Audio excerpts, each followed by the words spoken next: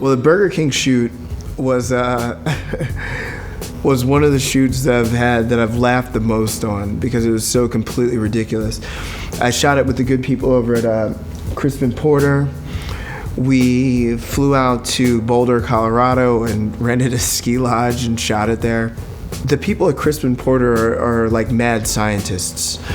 And I remember on all the conference calls before the shoot, they said, you know, we want to make this, we want to do a shoot for Burger King, but it's also for this scent that the King is coming out with, the Burger King. And it has a hint of flame-broiled beef in it. It was only at that moment when I saw the actual scent called Flame that I believed that this was something that was happening. I thought we were shooting a regular Burger King ad. Turns out we were shooting a Burger King ad and an ad for the scent that the King himself was coming out with. We were in a ski lodge, dark wood everywhere, soaking up light. And I'm thinking, how am I going to kind of fill this place up with light? So what I started out with was was a huge kind of the 7-foot umbrella just to fill the space. I want this space to be mine now. So I'm lighting everything with this umbrella. Big old flat soft light. But then, the King himself is laying in it and I'm like, okay, well there's certain things that there's certain parts of the story we need to tell here. We obviously need to see his face. So I added the silver beauty dish to throw a little highlight on his face. This is the important part of the photo. We also had an actual fireplace in the background, like roaring fire, right? And I was using this as kind of like a backfill, I guess. I mean, this is an actual light source, and it's also a different color temperature than the rest of my lights. So it's like, okay, cool, we can start doing something very interesting here.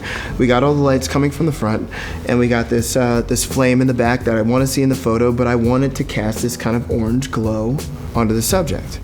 And I decided to throw in kind of a little grid off to the side with maybe a 2/3 blue gel on it.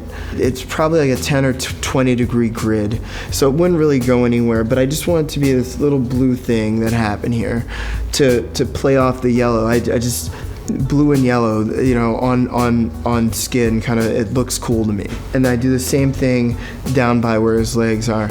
And the way that I had to do it, since it was mixing, and I do this a lot when I mix ambient and flash, you're making your shutter speed account for the ambient, really. My shutter speed's probably, like an 1/8 or 1/15 of a second, so that the fire can fill up the space a little bit too, as well as the flash. It's a bit orange, and I like that. Like, I like the warmness, and it's just clear and crisp. So it was actually named one of the images of the decade by PDN magazine, which was crazy. I mean, we won a bunch of awards for it, which was just very flattering. But yeah, I mean, for a concept that on set was so laughable, I think that it got people's attention, and that was very cool.